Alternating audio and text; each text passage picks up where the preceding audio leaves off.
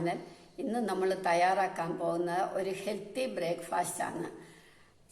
അത് ഓണത്തിനുമൊക്കെ എടുക്കാം. നല്ല ബ്രേക്ക്ഫാസ്റ്റാണ്, വ്യത്യസ്തമായിട്ടുള്ളത്. അതെങ്ങനെയാണെന്ന് നമുക്ക് നോക്കാം. ഇതിനു വേണ്ടിയിട്ട് ഞാൻ ഒരു മുറി തേങ്ങ എടുത്തിട്ടുണ്ട്. ഒരു മുറി തേങ്ങ തിരികിയത്. ഇതിനകത്തേക്ക് ആവശ്യത്തിന് ഉപ്പിടുക. ഉപ്പിട്ട് നന്നായിട്ട് പുരട്ടി വെക്കണം. ആട്ട എടുത്തു വെള്ളം ഒഴിച്ച് കലക്കണം. അതിനും ഉപ്പിടണം. ഉപ്പിൻ്റെ അളവില്ല, അത് അവരവരുടെ ആവശ്യത്തിന്. ഗോതമ്പ് പൊടി കലക്കി കഴിഞ്ഞു.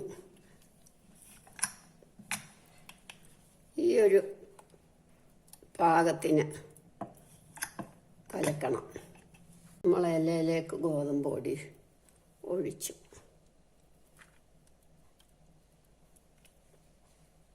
കൊണ്ട് ചെയ്യാം.